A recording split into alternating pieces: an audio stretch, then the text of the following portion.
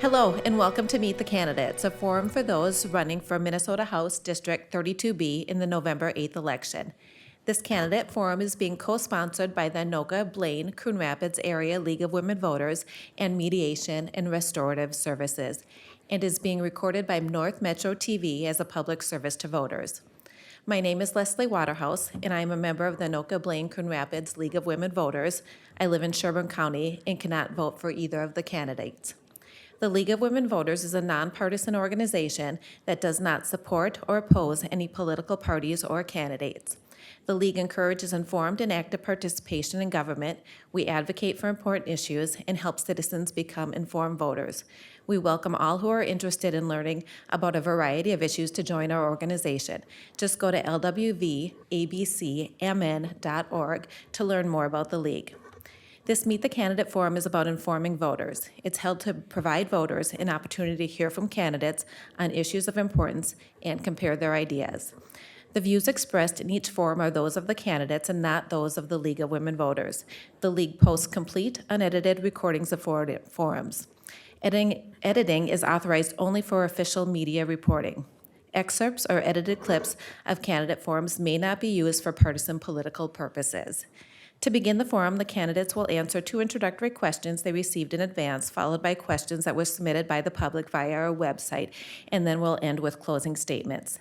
Answers are limited to 90 seconds for each of the 2 introductory questions and 1 minute for each of the other questions and closing statements. All candidates were invited to participate in the forum. Candidate Donald Raleigh was unable to attend this evening due to a conflict.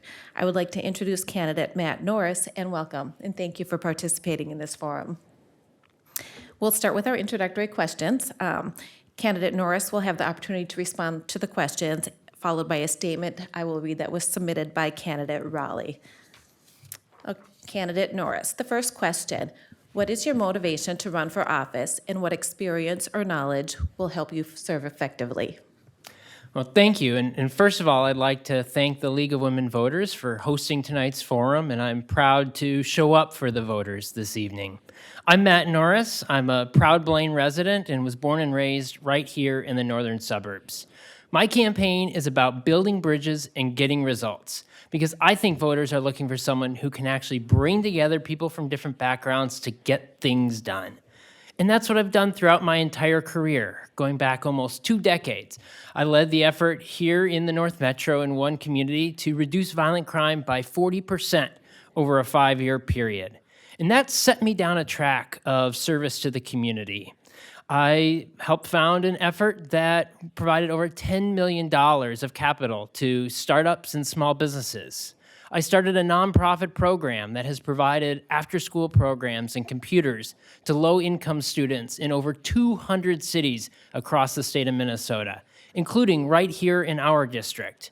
And more recently, I've led the effort to pass 3 different bills in just my capacity as a private citizen.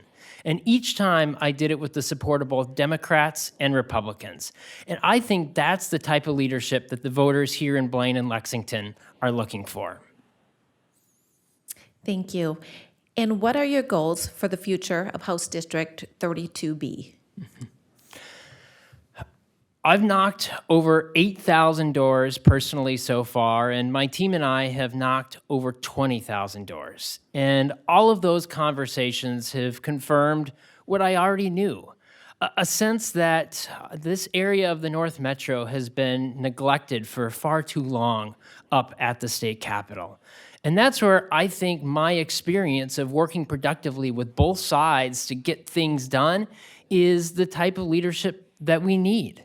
And in terms of the issues, that starts with the fact that Blaine is now the 10th largest city in the state. We've got major regional attractions like the 3M Open and the National Sports Center. That's the 2nd biggest tourist attraction in Minnesota. On the other hand, Lexington, it's a much smaller city, about 2,000 people, which means they don't necessarily have the tax base for some of the modern things that we need in a 21st century city, and they need support from the state for those items. So that's why infrastructure is one of my top priorities, making sure first and foremost that we fix Highway 65 and that we get a water treatment facility for Lexington.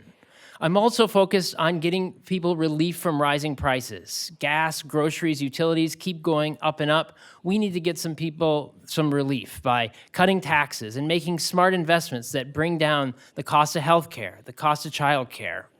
We need to address the issue of rising crime in too many of our communities across the state and make sure we maintain our safe and quiet neighborhoods. And we need to make sure that we continue to have great schools and high-quality public education. Thank you. I'll now go ahead with the statement that was submitted by candidate Raleigh. So I'll have 90 seconds for reading this statement. So thank you for the opportunity to address the League of Women Voters Forum today. However, I am participating in an annual event with the local Chamber of Commerce that has been planned for months. I made a commitment to my chamber, and fulfilling my promise is the core of who I am. I am proud to have lived in Blaine for over 26 years. I raised my 4 children here, and they all graduated from Centennial High School. My wife, Marnie, and I have been married for 32 years, and we chose Blaine as the community we wanted to live in after I returned from service in the United States Army and my deployment in support of the First Gulf War. For the last nearly 3 decades here in Blaine, I have been actively engaged in our community. I served on the Blaine Parks Commission, volunteered at the local VFW, served on the Honor Guard team at the American Legion Post 556, volunteered as an EMT, taught search and rescue procedures with our Blaine Police Department, and worked with hundreds of young people through my service as the commander of the Anoka County Composite Squadron, United States Air Force Auxiliary, Civil Air Patrol. Some of my duties in the Air Force Auxiliary included being a squadron and group commander, emergency services officer, search and rescue team leader, and an award-winning drug demand reduction officer in support of Total Force Mission. Marnie and I started our company, Evolve Systems, in the basement of our home in Blaine. We have grown our company with the support of our local Metro North Chamber of Commerce. Thank you. All right. So, and now we're on to the questions that came from the public via our website, and you will have 1 minute to respond to each of these questions. So the first question, the 2022 legislative session ended with no action on the remaining $7.2 billion state surplus. What do you believe the state should do with that surplus?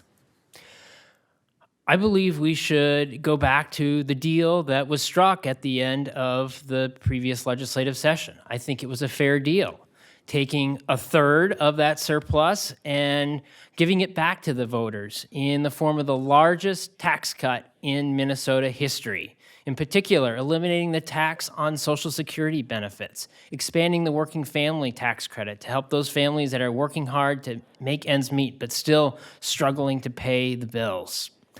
The second third should go to smart strategic investments, things like Highway 65 in our district, a water treatment facility for Lexington, investments that will bring down the cost of health care, the cost of child care, which are 2 of the biggest budget items for a lot of families. And then I think we should put the final third aside and save it for a rainy day. And I'm really disappointed that my opponent and his colleagues walked away from that budget deal because it would have delivered a lot of really good things for our district. And it's a shame that that money is still sitting in the state's bank account today rather than out in our community. Thank you. The next question, what should be the legislature's role, if any, in determining school curriculum and what is taught in classrooms throughout the state? Mm-hmm.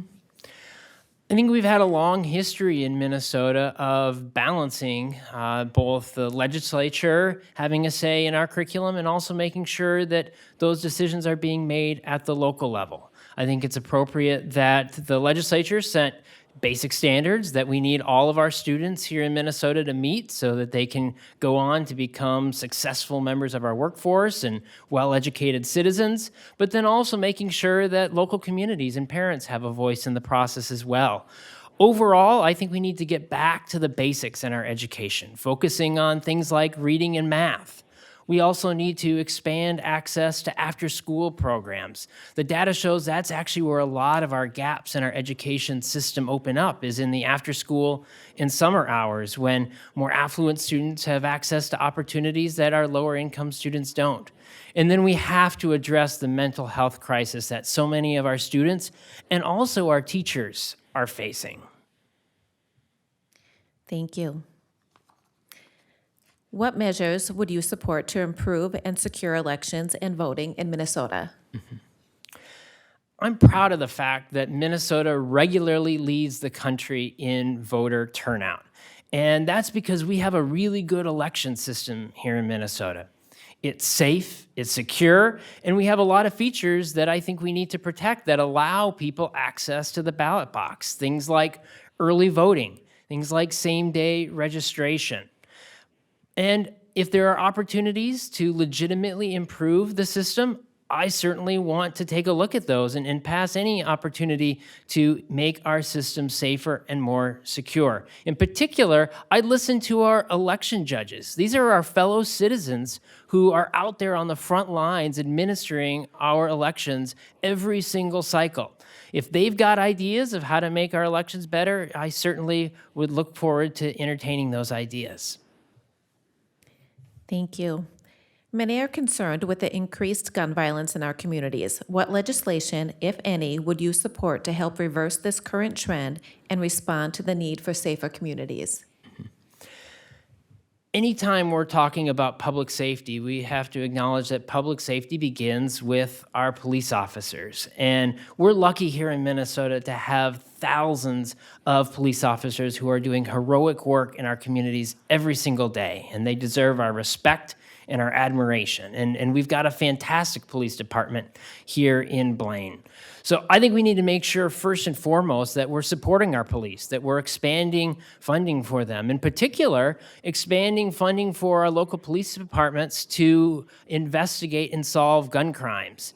The rate of solving gun crimes is incredibly low. In Minneapolis, from 2018 to 2020, it was 78% of gun crimes went unsolved. In St. Paul, they didn't even track the data. So we've got to make sure we can investigate those crimes. We also need to expand the types of professionals who respond to calls for public safety. We've had great success here in Blaine with pairing mental health workers with the police. We need to expand after-school programs and jobs for young people, and we need to address mental health as well. Overall, a comprehensive approach that I saw work in reducing violent crime by 40% right here in one NorthMetro community through the effort I led. Thank you. What can the legislature do to create livable wages for those who care for the state's most vulnerable citizens? This is a critical issue because as we have our population start to age, more and more we're going to rely on our caregivers, whether those are nurses, whether those are in-home caregivers. So we need to expand state funding to make sure that those individuals are able to make a livable wage. We also have to look more broadly at our healthcare system. I like to say that no one in this country should ever go bankrupt because they get sick. And that means making sure everybody has access to affordable health insurance. One idea I would propose is taking the Minnesota care program that provides public insurance to lower income individuals and allowing more higher income people to buy into that system on a sliding scale so they can have access to high quality public insurance if they can't get it through the private market.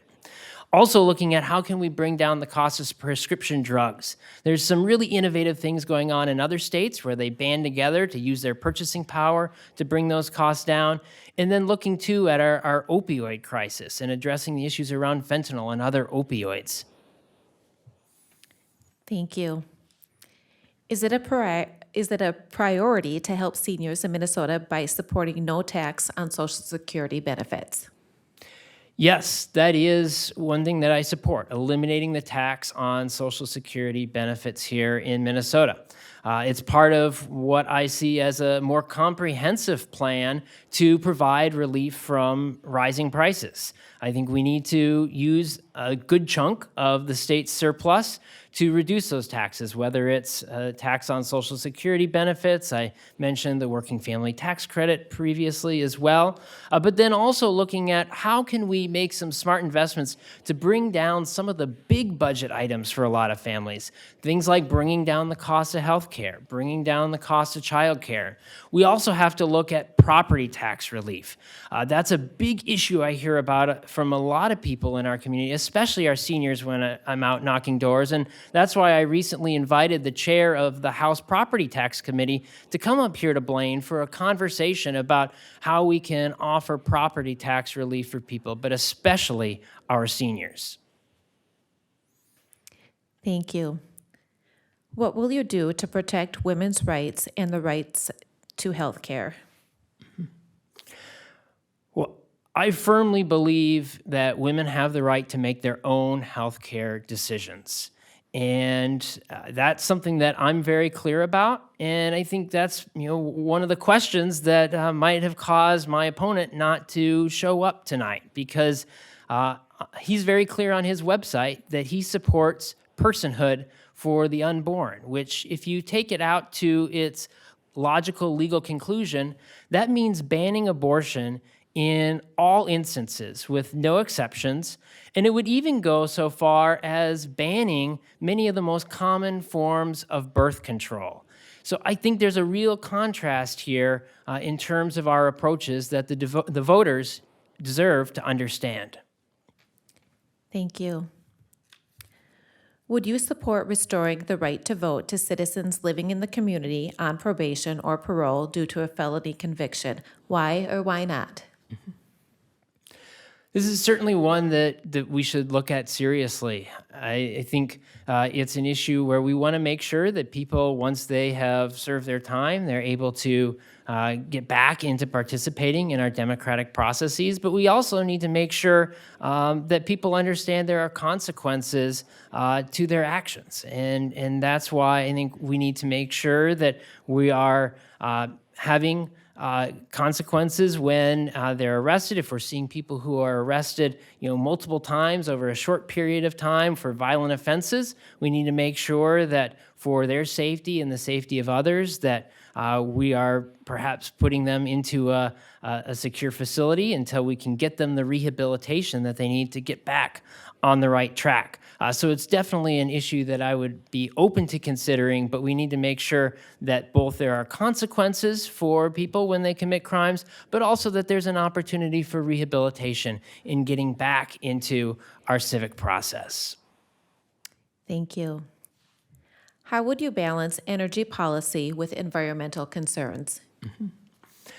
Well, it's an important balance, and we certainly need to make sure, especially at a time when prices for so many things are rising, that we keep things like utilities affordable for the average Minnesota family. But we also have to recognize the impact on the environment. And I think there's a way that we can responsibly do both.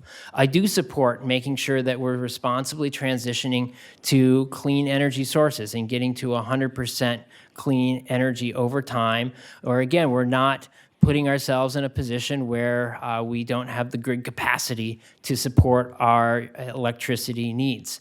I also think we need to look at providing incentives, not mandates, but incentives for people to purchase electric vehicles. The transportation sector is actually the #1 source of greenhouse gas emissions here in Minnesota. So we need to make electric vehicles an increasing part of our transportation mix. And then it's also about making sure that we're protecting the natural spaces, especially here in our area. That's something I hear from a lot of Blaine and Lexington residents they appreciate about Minnesota in general, but our district. And I fully support making sure that we're protecting those wild and natural spaces. Thank you. Many residents of Anoka County do not have access to a reliable internet connection or service. What would you do to increase access to all communities and ensure all residents of Anoka have reliable internet access? In today's world, having access to high-speed internet is essential.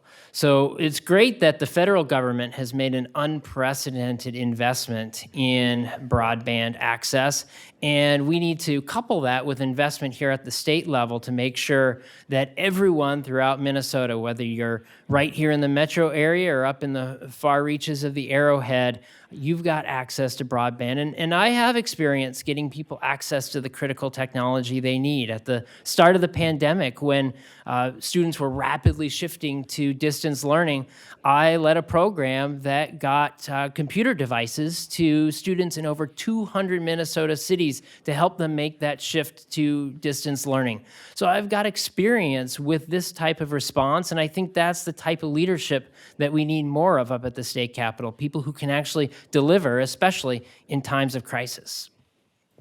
Thank you. How would you reform the House rules to make the legislative process more open and transparent to the public? Well, openness and transparency is something I care a lot about. It's why I showed up tonight. It's why I've knocked 8,000 doors personally. I think one of the things we need to do is kind of reverse it, and instead of saying, what can we do to make the Capitol more inclusive, we should be saying, what can we do to get the Capitol out closer to the people? So doing things like town halls, having more meetings here in our district, allowing people, making sure. I think one of the things that actually has been really good about the pandemic has been the shift to allowing more hybrid or virtual participation in legislative hearings. I work for a statewide organization. We have people all across the state, sometimes who live 4 hours away from the Capitol, who want to participate in hearings. Let's make those rules permanent and allow them to participate in legislative hearings via Zoom. So if they've got childcare or a job they've got to get to and can't make the day trip down to the Capitol, they can still participate in our democratic process. Thank you. If elected, what would you do to ensure that the funding of our schools keeps up with inflation and growth? When we talk about education, it's not all about funding, but funding is a critical part of it. And that's because the funding for our education system has not kept up with inflation. If we were to go back to 2003 and say at that point, we're just going to put funding for schools on autopilot and we're just going to adjust it for inflation each year. If we had done that, Anoka Hennepin would be getting about $800 more per student this year than they're currently getting. So at the state level, we need to make sure that we're providing the necessary funding for our schools. And that's especially important in a district like ours that's growing so rapidly. I hear concerns about overcrowded classrooms, overcrowded schools. We need to hire more teachers. I also talked about the importance of getting back to the basics, things like reading and math. There's a great training for how to teach reading called Letters that has shown great results in other states. I think we should provide grants for local districts to implement that here in Minnesota. But funding is a key part of the equation, but it's also not the only part of the equation when it comes to making sure every student has a high-quality public education. Thank you. What would your top priorities be in the upcoming legislative session? Well, first, my top priority would be relief from those rising prices. Like I mentioned before, I hear about that a lot from people when I'm out knocking doors. They're struggling to pay for groceries, struggling to pay for gas and utilities. So we can do that by reducing taxes and also, again, making smart strategic investments in things like bringing down healthcare costs, bringing down childcare costs. Two, we need to make sure we maintain our safe and quiet neighborhoods. That's by making sure that we're tackling the rising crime in too many communities around our state. And I have experience having done that, bringing down violent crime by 40% in one local community here in the North Metro. Three, investing in our infrastructure. We've got to get Highway 65 done. That'll be the first bill that I introduce. I'm disappointed in the fact that my opponent only introduced 12 bills. That's fifth least among 133 members in the House who introduced bills, and not a single one that he introduced himself related to Highway 65. That'll change with me. Thank you. And what should be Minnesota's spending priorities in the next biennium? When it comes to spending priorities, I think we need to first look at public education. We just talked about how those expenses have not kept pace with inflation. We also need to make dramatic investments in our infrastructure. Again, Highway 65 is a big priority in our district. Getting a water treatment facility for Lexington. Let's bring our tax dollars back here to the North Metro that has been underserved by the state for far too long. I think healthcare is a critical piece. I've mentioned it a couple of times, but within that healthcare realm, investing in mental health, both making sure that there's affordable access to mental health care services, but also that we're investing in the pipeline of mental health workers. It doesn't do any good to open up access to mental health care if we don't have the workers who can actually provide that care. So those are some of the top priorities that I'll have, along with making sure that we're investing in strategies to reduce violent crime, and that comprehensive strategy that I described earlier that I've seen and led in terms of working effectively to reduce crime. Thank you. And that ends the question and answer portion of the forum. So now it's time for closing statement. So you'll have 1 minute if you'd like to go ahead with your closing statement. Yeah. Well, as we've covered this evening, we've got a lot of needs right here in the North Metro, and we have even more needs when you look statewide at some of the issues our state is facing. And that's why my campaign is about building bridges and getting results. Because I think voters want someone who can bring together people, regardless of background, regardless of political party, to actually deliver results. And that's what I've done. Getting 3 bills passed as just a private citizen, each time doing it with Democratic and Republican support. Leading an effort in one North Metro community to reduce violent crime by 40%. In contrast, my opponent, he only introduced 12 bills. None of those bills that he introduced himself related to Highway 65, whatever he might say about how many bills he put his name on that other people introduced. That's the question before you today, voters. What type of leadership style will best deliver results for our district, for Blaine and Lexington? That's why I hope you'll vote Matt Norris on November 8th. Thank you. Thank you, candidates, for running for Minnesota House District 32B and for being a part of the democratic process by running for office and being willing to serve our communities. A special thank you to NorthMetro TV for their recording, the City of Blaine for use of the facilities, and to Mediation and Restorative Services for co-sponsoring this Meet the Candidates Forum. Thank you to viewers for your interest in becoming informed voters. We hope that this forum has helped you to make an informed decision. As we move through the election season, link to all of our local election forums at LWV ABC.org. If you have questions left unanswered by the forum, contact the candidates directly. To register to vote or update your registration, go online to mnvotes.gov. You can also register when you go to vote. There are a lot of races on this year's ballot, and redistricting has taken place. So if you're unsure where to go to vote, or if you want to preview what will be on your ballot, you can also go to mnvotes.gov. When you vote, you participate in our democracy, you make it stronger, and you make it yours. Vote on or before November 8th.